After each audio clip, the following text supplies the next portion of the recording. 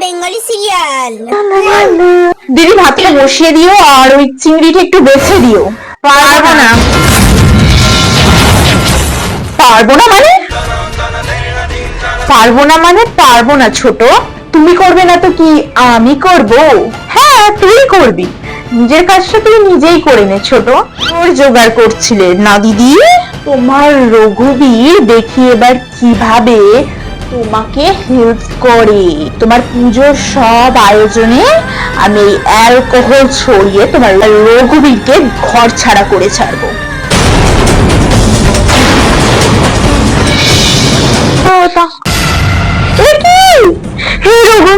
আমি কি দেখছি সব আয়োজন এই যে ছাই পাশ ফেলা, এবার আমি কি করবো? হে রঘুবীর, আমার কত বড় পাপ হয়ে গেল, এবার আমি কি করবো? রঘুবীর কি করবো? আমায় ক্ষমা করো রঘুবীর, ক্ষমা করো।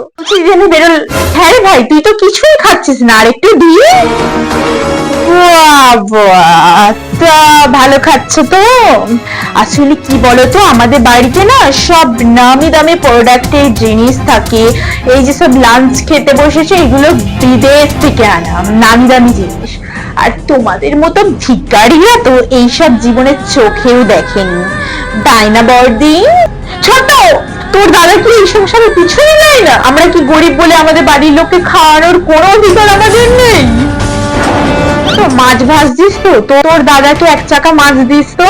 হবে না, ভাজা মাছটা যাদের বড়েরা বেশি টাকা দেয় তাদের জন্য। তুই তো জানিস ছোট, তোর দাদা রিক্সা চালায়, তাহলে তার কিভাবে ইনকাম থাকবে ছোট? আর তোমার বরের তো নুন আনতে পান্তা ফুরাই দিদি, ভালো করে তো টাকাটাও দিতে পারে না, আবার নাকি খাবে মাছ ভাজা। থাক ছোট থাক, তোকে দিতে হবে না, সইটা করে দিও।